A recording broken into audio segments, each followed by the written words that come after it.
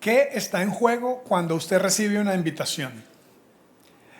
En el año 2001, era junio del 2001, yo estaba estudiando en la Universidad Cristiana, en el seminario, y trabajaba también, tenía un trabajo a tiempo completo, estudiaba. Y resulta que el pastor de la iglesia donde yo servía, donde era voluntario, daba la clase a jóvenes, me hizo una invitación.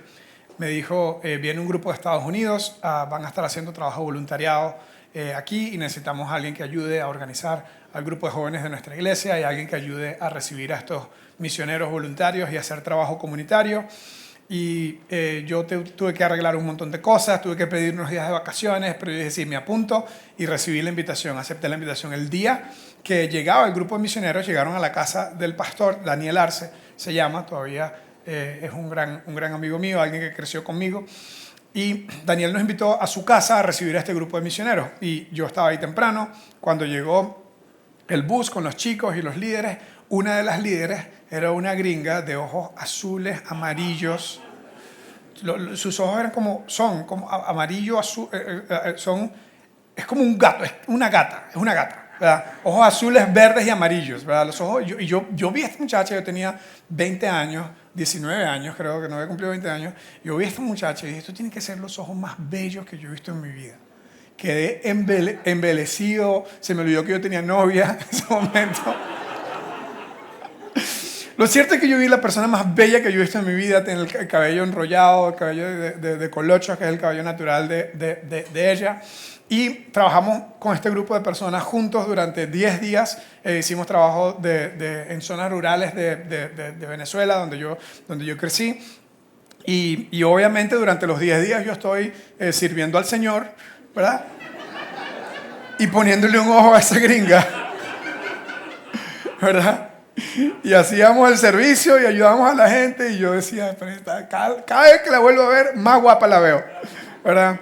Y por haber aceptado esa invitación, esa gringa de ojos azules, verdes, amarillos, hoy es mi esposa, que no está aquí porque está enredada con uno de los chiquitos que no estaba haciendo eso muy bien. Pero el punto es que mi esposa, ese fue el momento en el que la conocí.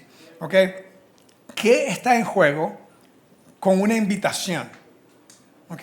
En Open House, en los últimos meses, hemos estado hablando un montón de que Jesús le hace a cada persona una invitación de seguirlo. Jesús le hace a la gente una invitación de seguirlo. Hoy, al final, les voy a decir lo que les voy a decir para que no les caiga de sorpresa. Al final de esta charla, dentro de unos minutos, les voy a hacer una invitación a seguir a Jesús. Y a los que ya lo estamos siguiendo, a que le sigamos con mayor compromiso y con mayor corazón. Y otra vez, ¿qué está en juego en tu decisión de aceptar o no una invitación? Esta serie se llama Investigando a Jesús porque comenzamos hace 3 charlas atrás o hace 2 charlas atrás comenzamos a hablar del libro de Lucas. Decidimos estudiar el libro de Lucas para enseñar lo que aprendemos de la investigación de Jesús, que es el libro de Lucas. De hecho, el libro de Lucas es una investigación de Jesús. No es una historia, no es algo así como un sentimiento muy profundo en el corazón. Lucas, que era un médico, un doctor, una persona basada en hechos, decidió estudiar la vida de Jesús, estudió los hechos que sucedieron acerca de él y preparó un informe profundo, analítico, basado en data de lo que había sucedido con la vida de Jesús y por qué él había decidido seguir a este Mesías. Había muchos Mesías que salían a cada momento, pero este fue diferente y por eso Lucas escribió acerca de eso. Cuando estudiamos la vida de Jesús nos damos cuenta de un montón de cosas y esta serie en realidad la vamos, aunque hoy es la última charla, el cierre va a ser el próximo domingo, que es Domingo de Resurrección, el domingo más importante en el cristianismo. De hecho, el Domingo de Resurrección es más importante que el día de la Navidad. El día de Resurrección es más importante que el día de la Navidad porque el día de Resurrección celebramos que no fue cualquier otro Mesías, nuestro Mesías, nuestro Señor, sino que porque resucitó todo lo que dijo acerca del mismo y entre las cosas que dijo que Él era Dios, que Él perdonaba los pecados e invitaba a la gente a seguirle.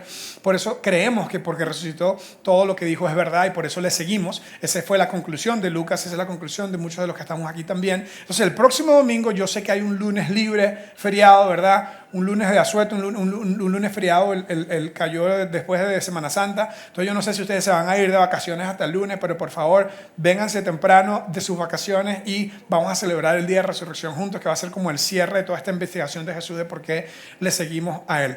En la primera charla dijimos que al investigar a Jesús nos damos cuenta que Jesús ve personas simples y comunes, no gente extraordinaria, sino personas simples y comunes, pero los ve con un potencial divino.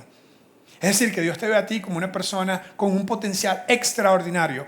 Aunque tú digas, bueno, no hay nada extraordinario acerca de mí, yo soy una persona común y corriente, Jesús te ve como alguien con potencial divino. De hecho, Jesús no se fue a reclutar a sus discípulos en la mejor escuela o en las mejores escuelas de negocios o en las mejores escuelas rabínicas de Jerusalén. Capernaum es la ciudad donde crecieron la mayoría de los pescadores que Jesús invitó a ser sus discípulos, y era una zona muy, muy pobre, un pueblito de pescadores humildes. No se fue a reclutarlos allá donde estudiaron la crema de la crema del momento. Jesús ve personas comunes con potencial divino. ¿Y qué hace? Les da una invitación. Los invita a seguirle, así como nos invita a ti y a mí. El día 2, o la semana 2, Dani nos habló acerca de la importancia de que cuando decides invitar a Jesús, eventualmente vas a demostrar tu conversión con tus hechos. Tu decisión de seguirle a Él se va a demostrar con tus hechos. Que una cosa es decir que somos seguidores, todo el mundo puede decir eso, pero reorganizar nuestra vida, nuestras prioridades, todo lo que somos, reorganizarlos de acuerdo a lo que Él dice, eso es otra cosa. Súper importante. Si no vieron esa charla, la pueden ver en YouTube. Y hoy, para decirles otra vez lo que les voy a decir también, la idea principal y lo más importante de lo que vamos a hablar hoy es que Jesús amaba a gente que no era como Él, y gente que no era como Él amaba a Jesús. Suena como una especie de trabalengua, pero hay un principio clave ahí, y es que Jesús amaba a la gente que no era nada como Él, gente que no podía ser más diferente a Él. Él los amaba a ellos y los invitaba a seguirle, como vamos a ver hoy. Y este grupo de personas que no eran nada como Jesús, que no necesariamente habían sido buenos y santos y puros y castos, gente que se había jalado tortas, que había cometido errores, que tenían un pasado dudoso, este tipo de personas amaban a Jesús y querían seguirle. ¿Ok? Entonces esta es la clave de hoy. Si no se acuerdan nada, esta es como la cosa más importante de lo que vamos a hablar hoy. Y otra vez vamos a cerrar haciéndole a todo el mundo una invitación que probablemente tienes que pensar qué está en juego en que tú aceptes esta invitación que estamos haciendo a todos hoy en Open House. Entonces, estudiamos el libro de Lucas, estuvimos en el capítulo 5. En el capítulo 5 de Lucas, Jesús está en Capernaum reclutando a sus discípulos, los pescadores. Está dando una charla un día después que había invitado a Pedro y a Juan y a Jacobo a seguirle. Está dando una charla desde uno de los barquitos de ellos. No piensen así como en un yate de los sueños. No. Un barquito artesanal, ¿verdad? Está dando una charla desde ahí, y un montón de gente del pueblo está escuchándolo. Y luego van a pescar. Después de la charla van a pescar, y Pedro le dice a Jesús: con todo respeto, vos sos carpintero, yo soy pescador. Esto no es, uno pesca en la noche, en la mañana, en la madrugada. A esta hora no vamos a pescar nada. Y resulta que hubo un milagro que se llama la pesca milagrosa. Cientos y cientos de peces se rompían, el barquito no podía, tuvieron que llamar a otros barcos, y hubo un aha moment, hubo un momento trascendental en la vida de Pedro, Juan y Jacobo, y ellos decidieron aceptar esa invitación de seguir a Jesús por lo que vieron. ¿Okay? Porque vieron un milagro y vieron algo que no podía haber pasado de otra forma, que no hubiese sido una forma súper natural. Sucede eso, súper cool. Y el próximo evento, después que Pedro, Juan y Jacobo han decidido seguir a Jesús. Ahora, Pedro, Juan y Jacobo venían de familias humildes, eran pescadores artesanales, no eran necesariamente gente estudiada, no eran gente de clase alta, ¿verdad? Pero eran gente decente, ¿ok? Probablemente iban a la sinagoga el día sábado, probablemente seguían algunos de los mandamientos, no tenían madera de rabinos, no tenían madera de ir a la escuela rabínica, pero eran personas buenas, ¿verdad? Personas que seguían en lo más que podían, seguían los mandamientos de Moisés y que seguían la ley judía. Y ahora eran seguidores de Jesús, era el nuevo maestro, el nuevo rabino que estaban entrenándolos a ellos, y lo había reclutado a ellos. Lo que pasa es que Jesús decide invitar a personas diferentes a él también, porque como les dije, Jesús amaba a gente que no era como él, y la gente que no era como él amaba a Jesús. Entonces Jesús va caminando un día y ve a un tipo que se llamaba Leví. Su nombre hebreo es Leví, su nombre griego es Mateo. Y esto es lo que sucede. Esto está en el libro de Lucas, donde estamos estudiando en el capítulo 5, hacia el final del capítulo. Dice: tiempo después de que había hecho esa pesca milagrosa y después de todo lo que sucedió con Pedro, Juan, Jacobo, los primeros discípulos, al salir de la ciudad, probablemente Capernaum, Jesús ve a un cobrador de impuestos. ¿A quién no le encanta conocer a un cobrador de impuestos? ¿Verdad? Todos los que son empresarios están como que... y los que no son empresarios también, todos pagamos impuestos, ¿verdad? Entonces, un cobrador de impuestos llamado Leví, sentado en su cabina de cobrador. Ok, entonces yo he explicado esto algunas veces antes, probablemente ustedes son eruditos de la Biblia y ya saben quién es un cobrador de impuestos, pero en el Imperio Romano, una de las cosas que ellos hacían era que reclutaban personas que estaban dispuestos a traicionar a su patria, porque el Imperio Romano iba a una región, ¿verdad? Invadía y luego los hacía sus súbditos, los oprimía, ¿verdad? Y les cobraba impuestos, ¿ok?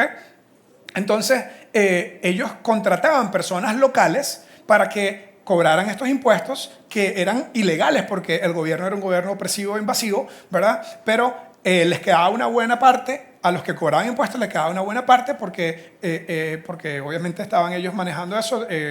La corrupción en los ministerios de Hacienda no es algo nuevo. No, mentira. Yo sé que no estoy hablando de corrupción en el Ministerio de Hacienda de Costa Rica, pero estoy diciendo, en todos los gobiernos siempre uno se queja por corrupción, ¿sí o no? Como que en todos los gobiernos modernos uno se queja por corrupción y ojalá que no haya nadie que trabaje en Hacienda aquí entre nosotros. Yo pago mis impuestos. El punto es que uno se queja en todos los gobiernos que hay corrupción. Imagínate la corrupción que había en el Imperio Romano, que era un imperio opresor. No era gente elegida, no era gente legal, ¿verdad? No era gente legítima, era totalmente un imperio opresor. Entonces ellos escogían personas que estaban dispuestos a traicionar a su patria y por dinero y por beneficio personal les quedaba una buena parte. Entonces, cuando usted ve en la Biblia un publicano o un cobrador de impuestos, publicano es la versión antigua de Reina Valera con la que yo crecí, la que verdaderamente salva. No, mentira. Se me salió el fariseo que yo por dentro. Ahorita les voy a hablar más de eso. Entonces, cuando usted ve en la Biblia que dice publicano, los que todavía leen la Reina Valera, o leemos la Reina Valera, y usted ve un cobrador de impuestos, usted piense lo peor de lo peor. Lo peor de lo peor. O sea, un cobrador de impuestos era lo peor. O sea, era un traidor y era un ladrón. Era alguien que te recordaba todos los días cuando tú lo veías y habían impuestos en los puentes, ponían una cabina y se sentaban con el impuesto en el puente, habían impuestos en las carreteras, habían impuestos en los mercados, habían impuestos, o sea, había impuestos de todo, ¿verdad? Y era ilegal y todo el mundo sabía que le quedaba una parte de él que era corrupción.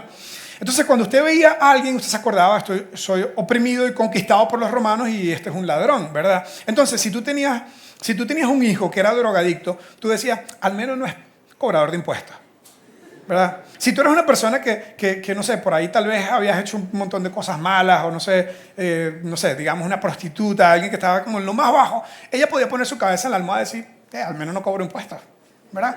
En cierta forma, el peor pecador era el cobrador de impuestos porque le recordaba a la gente judía que era un traidor y que era un ladrón. Entonces Jesús ve a Leví, Mateo, ¿verdad? Cobrador de impuestos.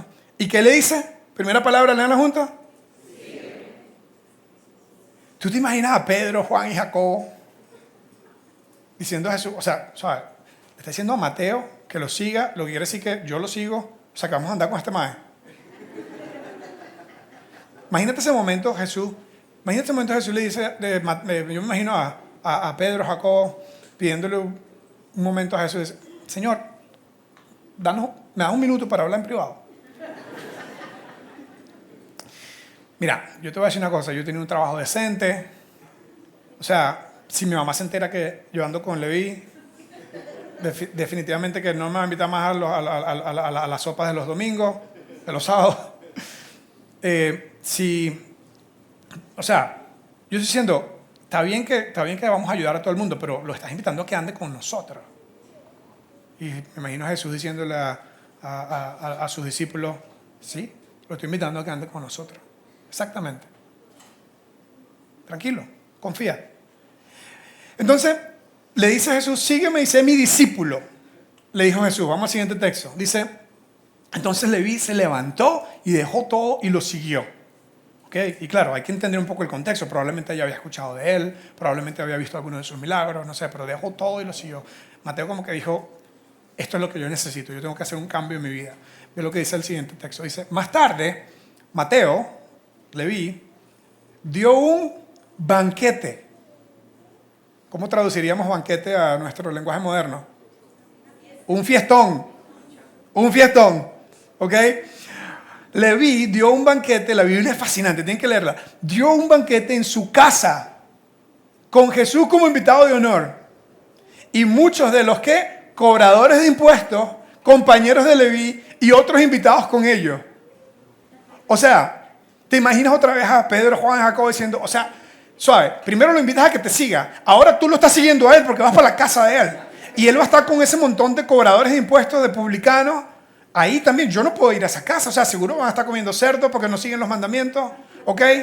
Y seguro van a venir las muchachas del belly dancing. Yo no puedo ir a esa fiesta. Jesús, ¿qué te pasa? ¿Cómo vas a ir a esa fiesta? Mateo lanza una fiesta con Mateo y su combo. ¿Verdad? Y Jesús va a la fiesta. Yo creo que no tomó guaro, tomó vino, porque esa era su bebida de preferencia. Mateo 5 está el capítulo donde Jesús hace su primer milagro, convirtió el agua en vino, dato interesante. Y está Jesús en la fiesta. Y mira lo que sucede. A los fariseos y los maestros de la ley, estos estarían en el lado opuesto del espectro de Mateo. Mateo y los publicanos, lo peor de lo peor estaba aquí. Y los fariseos eran los que estudiaron la ley, se aprendieron, mira, de 1 a 5 años se aprendían las historias de manera verbal. Su papá, o usualmente su mamá, les contaba Adán y Eva, Caín y Abel, la caída, Noé, Abraham.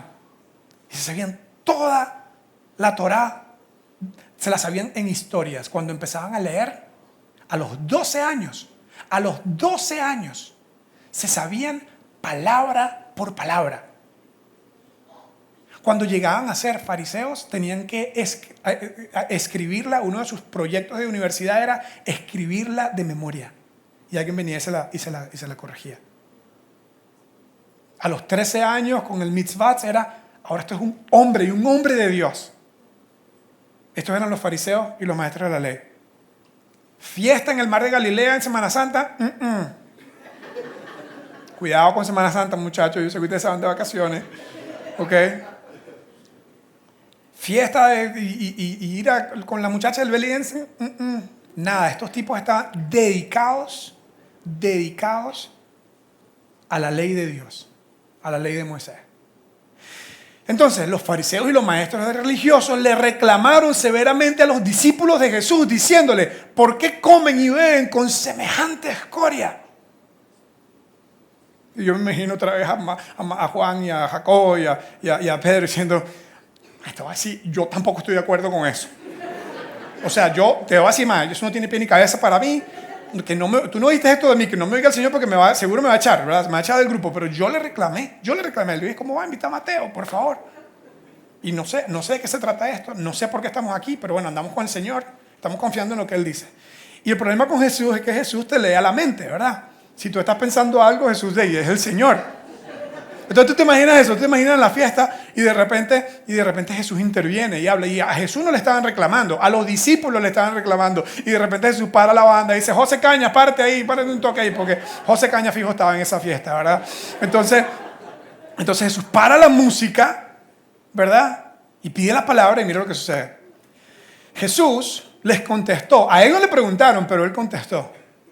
Jesús le contestó, la gente sana no necesita médico. ¿Sabes qué? Ustedes que están allá hablando de que por qué con algunos de mis discípulos que están un poco incómodos con esto, que igual que ustedes, ¿saben por qué yo estoy aquí? ¿Por qué yo ando con Mateo? ¿Por qué yo vine a esta fiesta? ¿Por qué yo estoy con este grupo de personas? ¿Saben por qué? Les voy a decir por qué. Yo sé que ustedes están hablando de eso, ustedes no saben que yo sé, pero les voy a decir por qué. La razón que yo estoy aquí y la razón que yo acepté la invitación de Mateo es porque la gente sana no necesita médico. Y te imaginas Mateo como, wow, me acabo de decir enfermo. Y el compadre Mateo, vos sabes que estás enfermo. O sea, seamos sinceros, ¿cuántas veces has ido a Alcohólicos Anónimos este año?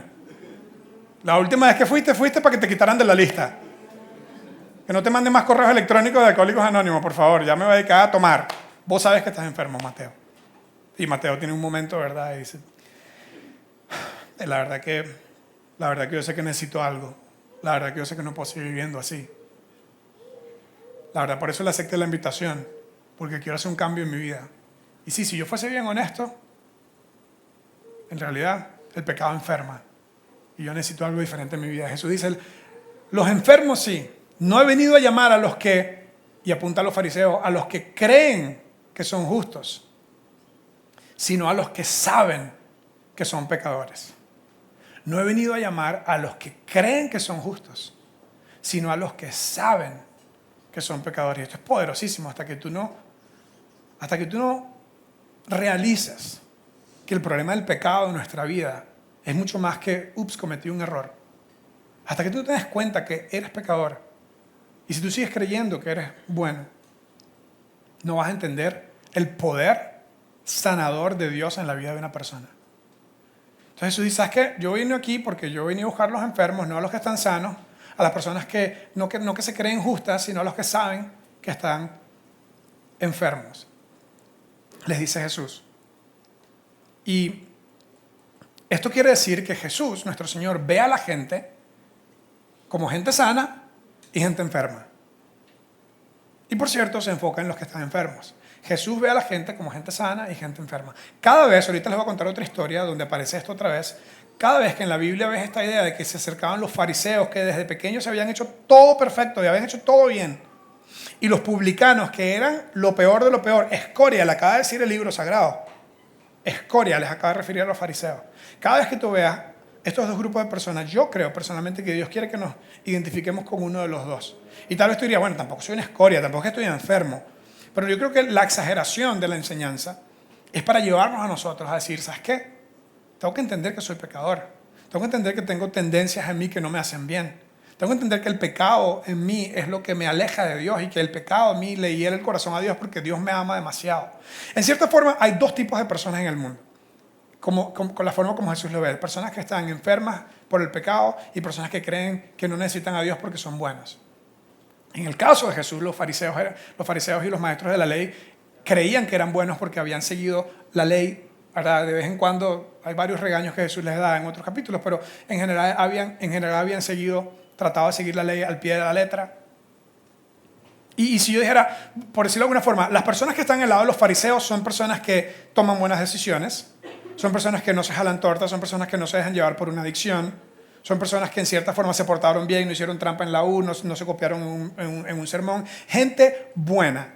Y las personas que están en el lado de los que Jesús le llamó enfermos es la gente que dice, es que por ahí, por alguna razón, sí, me he jalado varias tortas, por ahí en algunas cosas tomé malas decisiones, a veces por no poner atención, a veces por idiota, a veces simplemente ni sé por qué, me dejé llevar.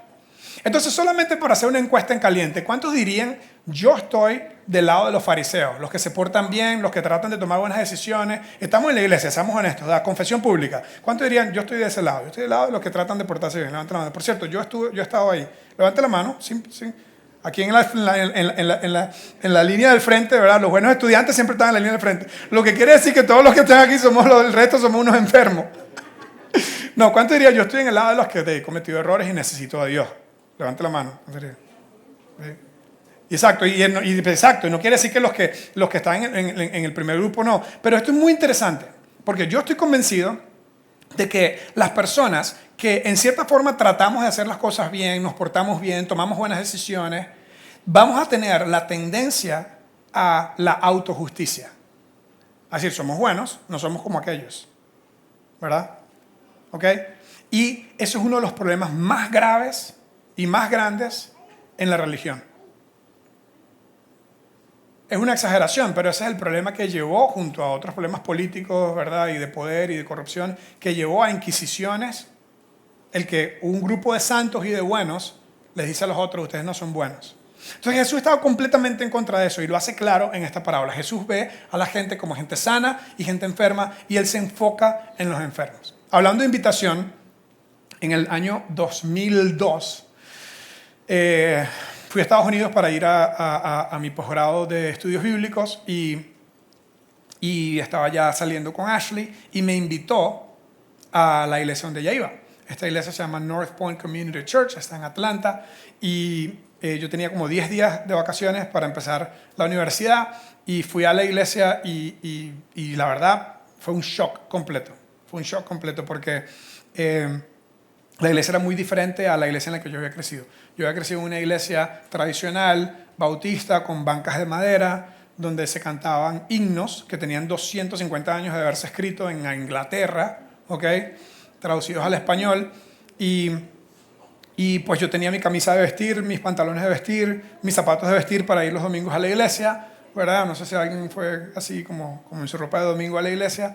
Lo cierto es que yo voy a aquella iglesia y yo decía, yo me equivoqué, vine a un concierto de Bono, vine a YouTube, vine a un concierto, y la charla, es una charla de TED, no existía TED en ese tiempo, pero es una charla de TED. Y yo dije, ¿esto no es una iglesia? ¿Qué es esto? Y sentí como que era como una iglesia mundana, Oye, a mí me enseñaron en la iglesia, hay cristianos y hay mundanos. Y yo decía, no, el Señor ve gente sana y gente enferma, todos necesitamos a Dios simplemente. Entonces yo, no, esta iglesia es muy mundana, ¿verdad? El mae que cantaba tenía un zarcillo, el pelo largo en aquel tiempo, parecía de la banda, no sé, de los Backstreet Boys, más que un grupo cristiano. Entonces yo tuve un shock cultural completo, ¿verdad? Y bueno, Ashley súper paciente conmigo, entonces yo me fui a la universidad 2 años y regresé en el 2004 y esa era la iglesia donde ella iba. Yo iba en la noche a una iglesia de latinos donde yo ayudaba, ¿verdad? Y en la mañana iba con ella, ¿verdad? Porque la novia, ¿verdad? Ya se estaba poniendo seria la cosa, entonces yo iba a la iglesia y aguantaba aquella música, aquel show, aquel concierto y la charla me gustaba mucho, eso sí. Y un día en el 2004, el pastor Andy Stanley comienza esta charla que me impresionó. La había estudiado 1000 veces. Bueno, yo era un estudiante de Biblia. En este punto tenía 7 años de estudios académicos de Biblia. Y estaba ya enseñando y predicando todo el tiempo. Y entonces da esta charla y la da de una perspectiva que nunca había visto. Esto está en el libro de Lucas, que es el libro que estamos estudiando en el capítulo 15. Y en esta charla Andy, en esta invitación que Ashley me hizo, nos habla de la historia, Lucas 15 nos habla de la oveja perdida, la moneda perdida y el hijo perdido. Entonces, está contando esta historia, ustedes la han escuchado antes, la oveja perdida, un hombre tenía 100 ovejas y se le perdió una, dejó las 99 en el redil y fue tras la oveja y la buscó toda la noche. Cuando la encontró, la agarró, la puso sobre sus hombros y la trajo de nuevo al redil. Luego, la historia de la moneda perdida, una mujer tenía una serie de monedas y se le perdió una. Y esto era algo muy importante para ella, representaba su compromiso, su virginidad, y tenía que ir el día de la boda con sus dijes, ¿verdad? Con su cosa, y le faltaba una, y buscó toda la noche, llamó a sus amigas y les dijo, ayúdenme, y buscó hasta que la encontró. Y cada vez que termina la historia, Jesús, que es el mejor comunicador, dice, cuando la encontró, se alegró y le dijo a sus amigos, celebren conmigo porque mi oveja se había perdido y la he encontrado. La muchacha cuando encontró la moneda llamó a sus amigas y celebró porque se me había perdido y la he encontrado. ¿Okay? Y por último, da la historia del hijo pródigo, ¿verdad? Que está en la misma parábola, es la trilogía de las parábolas, ¿verdad? Entonces, pero en el título de la Biblia no decía el hijo pródigo, no decía el hijo perdido, decía el hijo pródigo. Ustedes probablemente han escuchado la historia del hijo pródigo, ¿cierto? ¿Han escuchado esa historia? Entonces, pródigo, la palabra pródigo significa exceso. Él gastó toda su plata en exceso, entonces la plata del papá la gastó en exceso. Entonces, es muy interesante, ¿verdad? Da la historia del hijo pródigo. Un papá tenía 2 hijos, el hijo menor viene y le dice, mi tata, por mí usted ya se puede morir, pero antes que se muera, deme la plata que me toca a mí de mi herencia, porque ya estoy cansado de vivir en este encierro y yo voy jalando. Era tico. Era tico el hijo. Entonces, la gente que está escuchando en otros países dice, ¿qué idioma acaba de hablar este muchacho? Me costó aprender el idioma tico, pero lo aprendí bien, el idioma coloquial tico.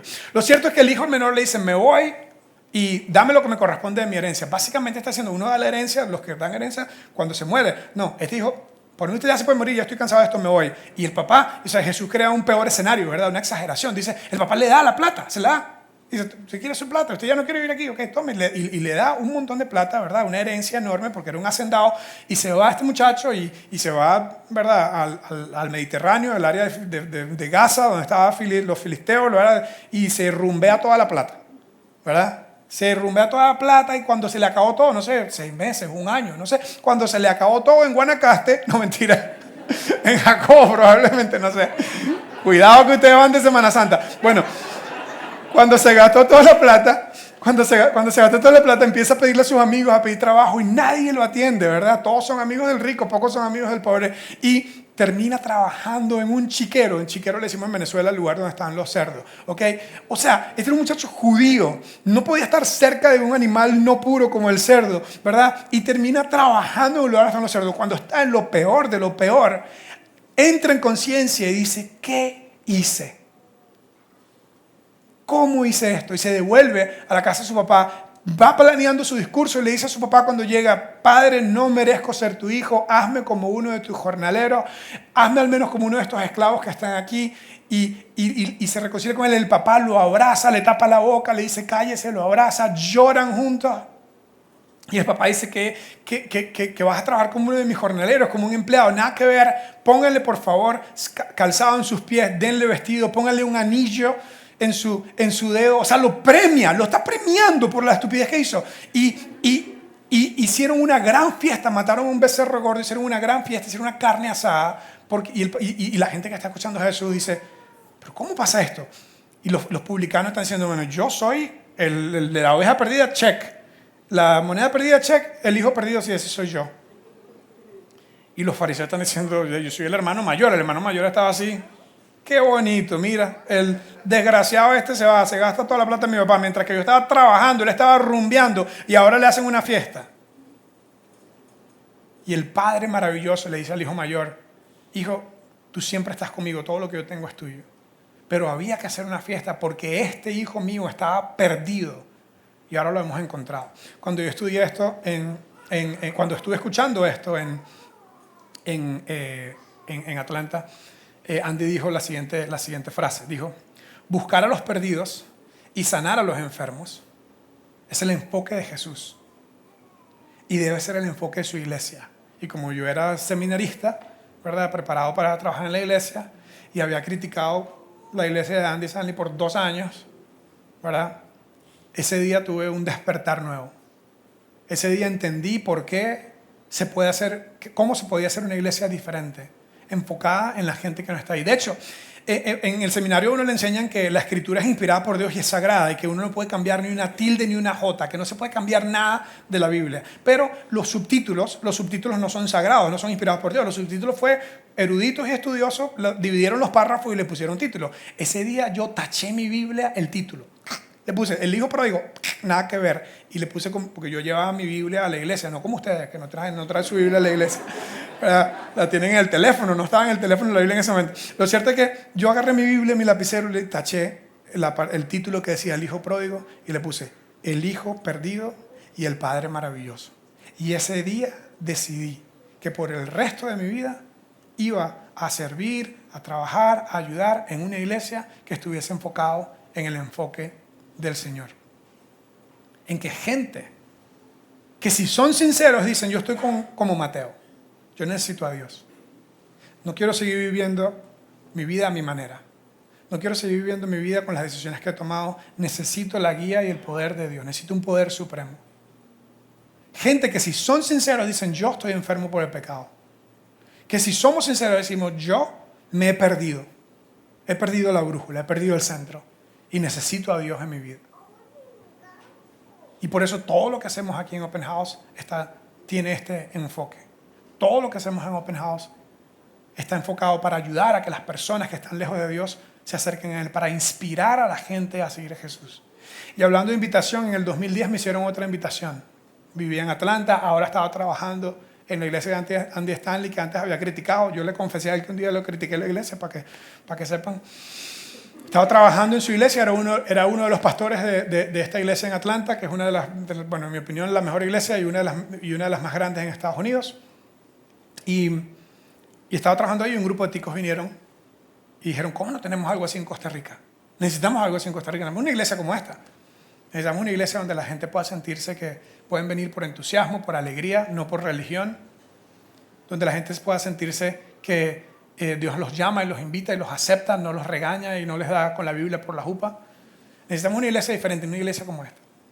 Y mandaron un correo al info@northpoint, y yo era el único latino del grupo, y el más se llamaba Jorge, ¿verdad? Jorge Oyer, que es un amigo mío. Muchos de ustedes lo conocen, uno de los fundadores de Open House, conmigo y un grupo de ustedes. Y ese correo terminó aterrizando en mi inbox. 2 días después yo estaba en Starbucks The Bucket con él. Y 1 año después estaba aterrizando aquí en Costa Rica, ayer, hace 12 años, el 1 de abril del 2011. Y lo que hemos estado haciendo durante estos 12 años es crear un lugar con el enfoque de Jesús.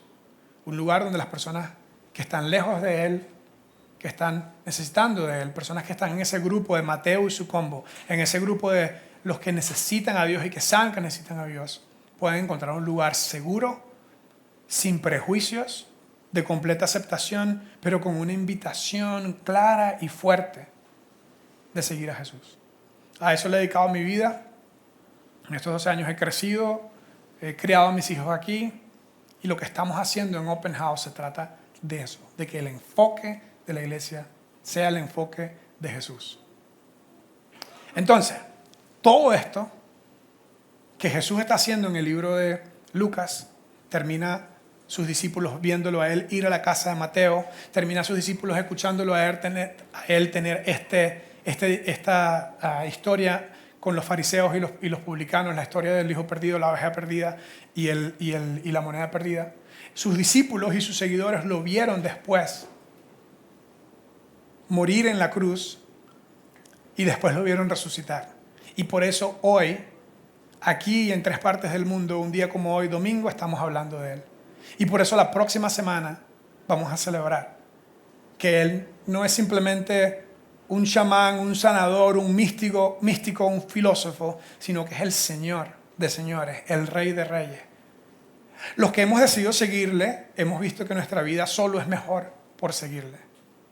Y por eso celebramos que está vivo. Y que un día todo lo que no entendemos lo vamos a entender y todo lo que está mal va a estar bien. Sus discípulos respondieron a la invitación que Jesús le hizo para seguirle. Imagínate si no lo hubiesen aceptado. Imagínate qué hubiese pasado conmigo si yo no hubiese aceptado esa invitación de Daniel Arce el día que conocí a Ashley. Imagínate qué hubiese pasado con los discípulos si no hubiesen aceptado esa invitación. Imagínate qué pasaría contigo si no aceptas la invitación de seguir a Jesús y de que tu vida sea transformada por Él. Hay demasiado en juego. Tienes que seguirle. Y solamente tú serás el beneficiario de esa decisión.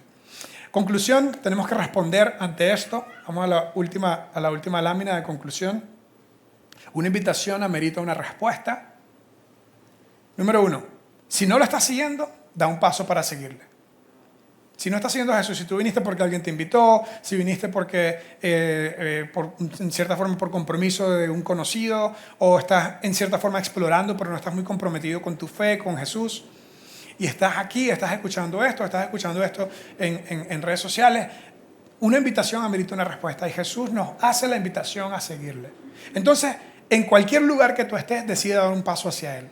En cualquier lugar que tú estés en tu jornada, en tu viaje espiritual, decide dar un paso hacia Él. Un paso hacia Él puede ser algo tan sencillo como seguir viniendo. Un paso hacia Él puede ser meterte en un grupo para que puedas crecer más. Un paso hacia Él puede ser decidir bautizarte. Tú dices, no, pero me bautizaron de niño, pero no estabas consciente, entonces bautízate de adulto, que es algo que los cristianos han hecho por 2000 años. Para continuar respondiendo a esa invitación de seguirle. Si no estás siguiéndole, decide seguirle hoy.